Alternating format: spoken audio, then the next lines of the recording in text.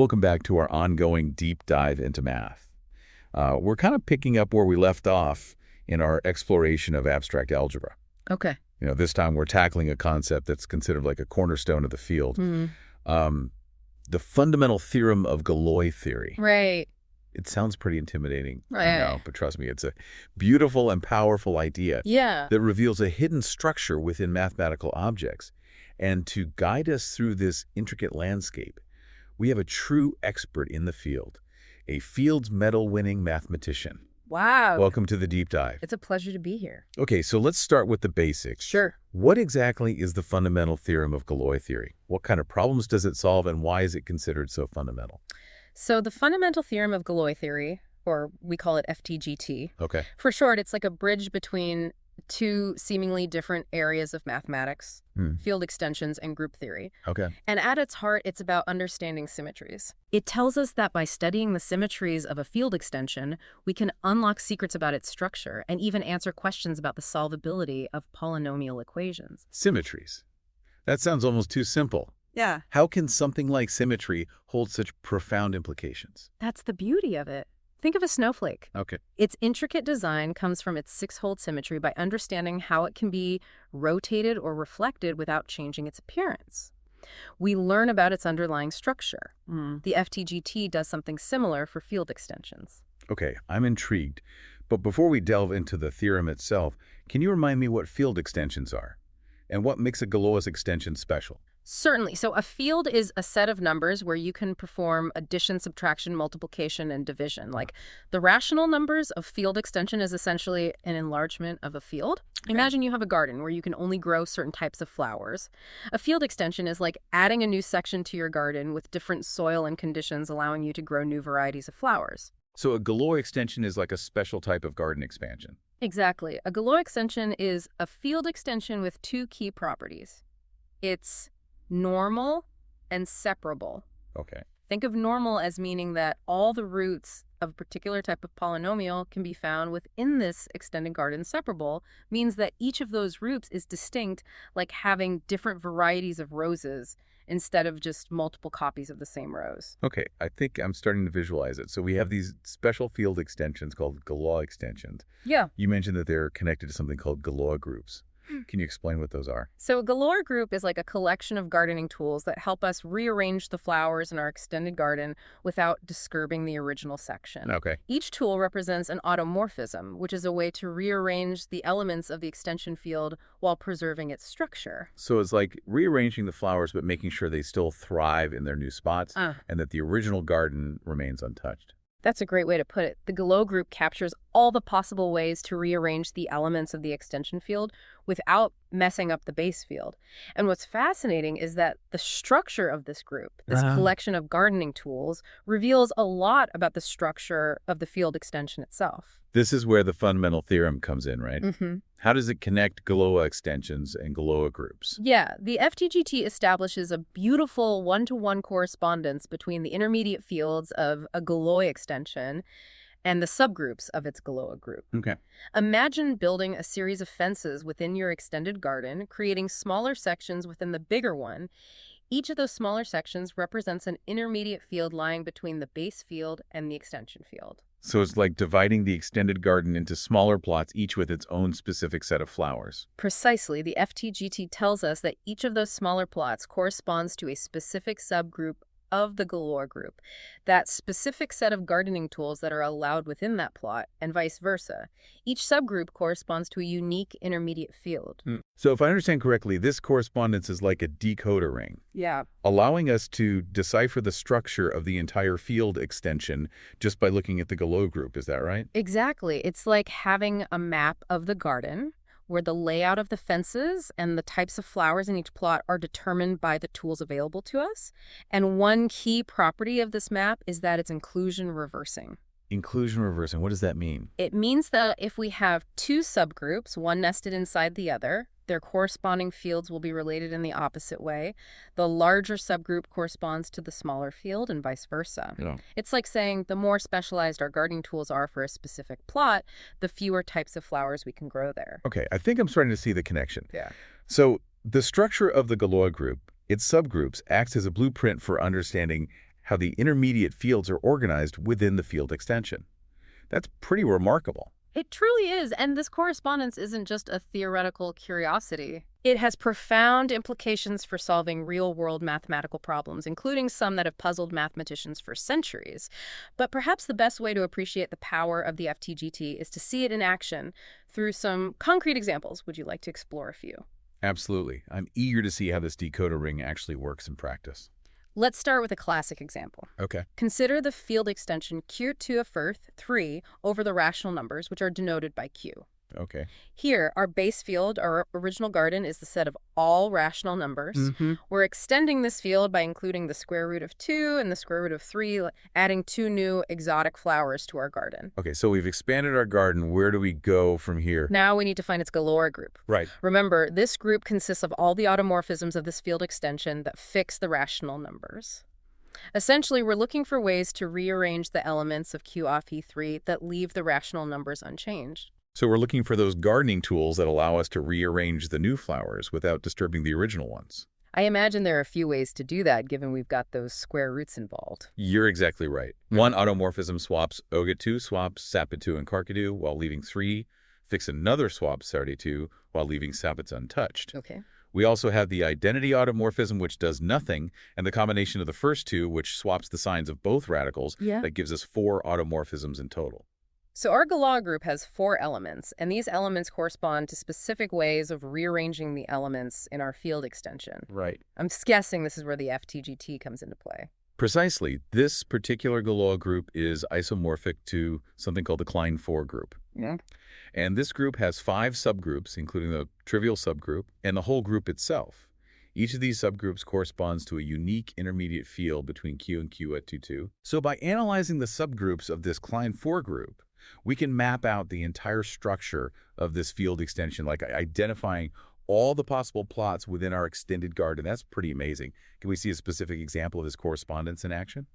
Of course, the trivial subgroup containing only the identity automorphism corresponds to the entire extension field, our whole expanded garden. Q3 at the other end, the whole group itself corresponds to the base field, our original garden. Okay. Then we have 3 subgroups, each containing 2 elements. These correspond to the intermediate fields QA32, Fevin, and Q6, respectively. Wow. It's incredible how each element of the Galois group, and in turn, each subgroup can be tied back to a specific field within the extension. It's like a puzzle where each piece fits perfectly into place. Exactly. The FTGT provides this elegant framework to understand the organization and relationships within these mathematical structures. But this is just one example. Let's move on to a slightly more complex case where the Galois group isn't as well behaved.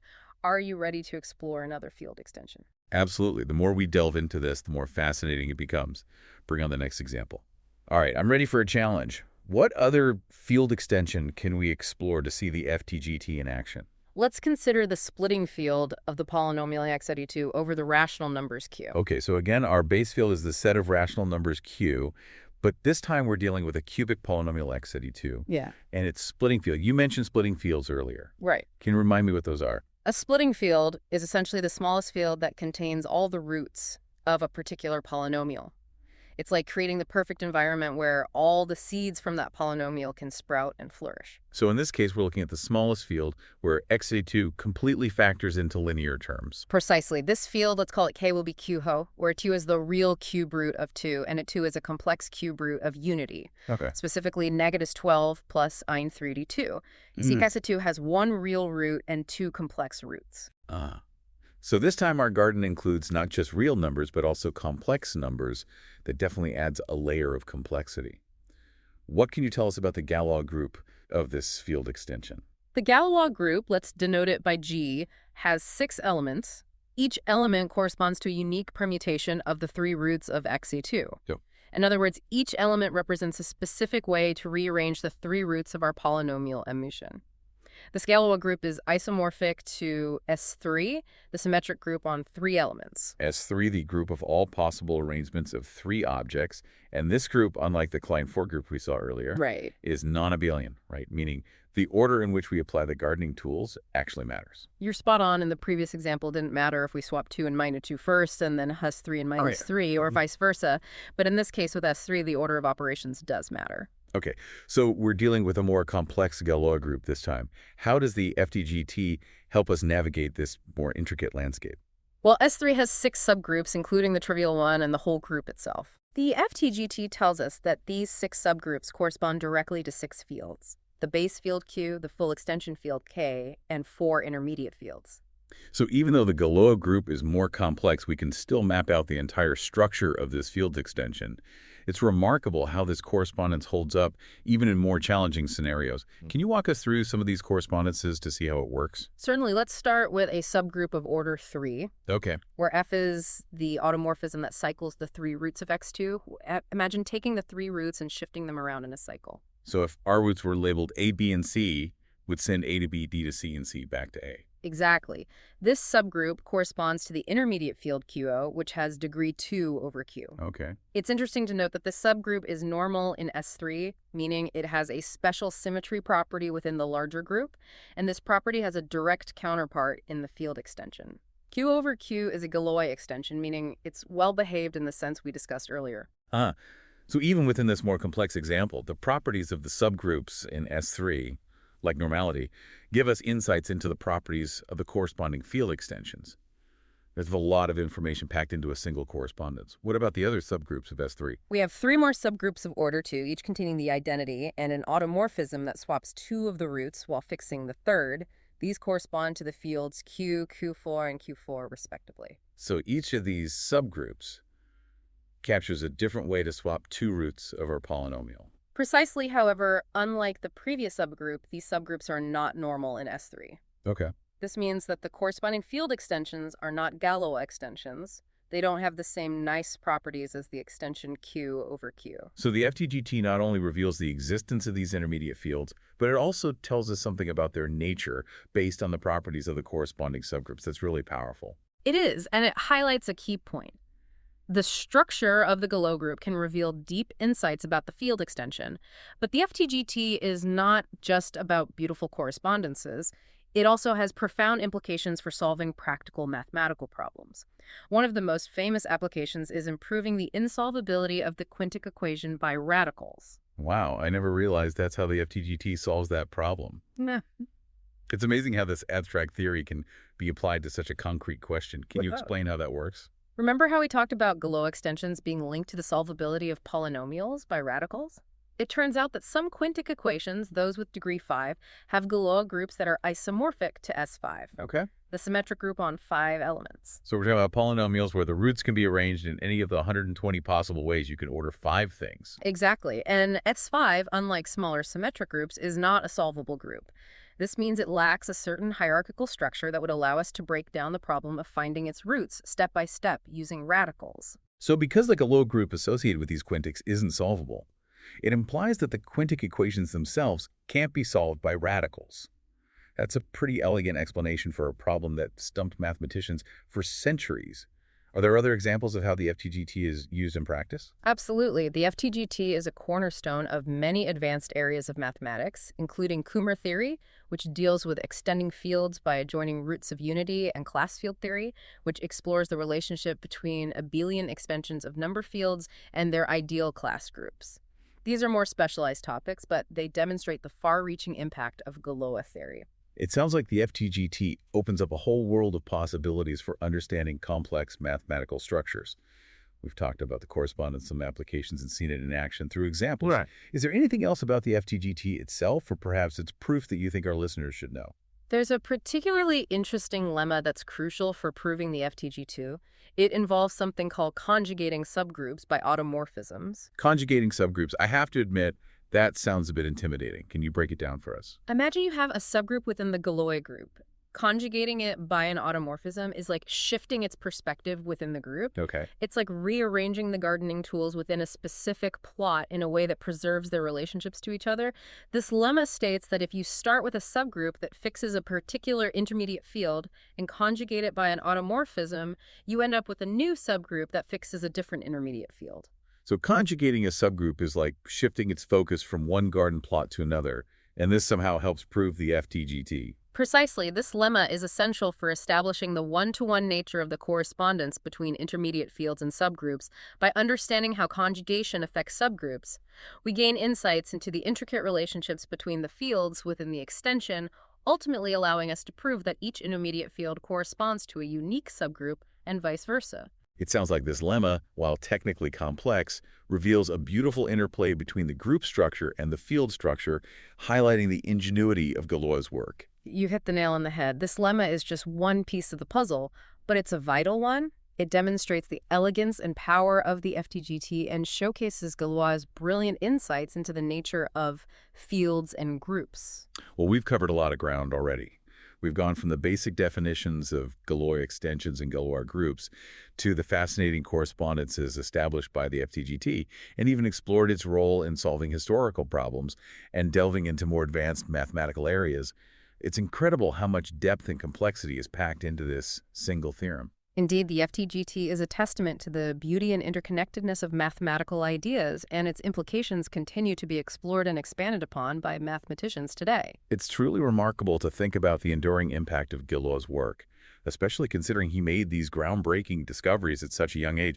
But we're not quite done yet, are we? Well, there's still more to uncover, right? Absolutely. We've explored the mechanics and the applications, but now it's time to take a step back and consider the broader significance of the fundamental theorem of Galois theory. Are you ready to dive into the bigger picture? Lead the way. I'm eager to see where this deep dive takes us next. Mm. All right, we've seen the mechanics of the FTGT, we've explored concrete examples, and we've even touched on its far-reaching applications now. I'm really curious to hear your thoughts on the bigger picture. Why should we care about this theorem? What are the broader implications that go beyond the specifics of fields and groups? That's a great question. The FTGT, at its heart, exemplifies a profound idea that extends far beyond the realm of abstract algebra.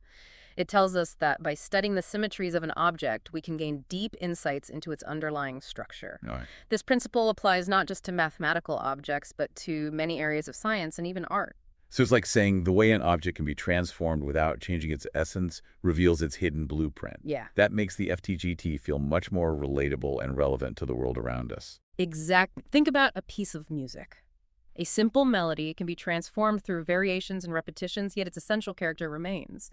By understanding these transformations, we can grasp the composer's intent and appreciate the deeper structure of the music. That's a beautiful analogy. It highlights how the concept of symmetry as a window into structure goes beyond just mathematics. Precisely. And even if the specifics of Galois theory feel abstract, the core idea is incredibly powerful.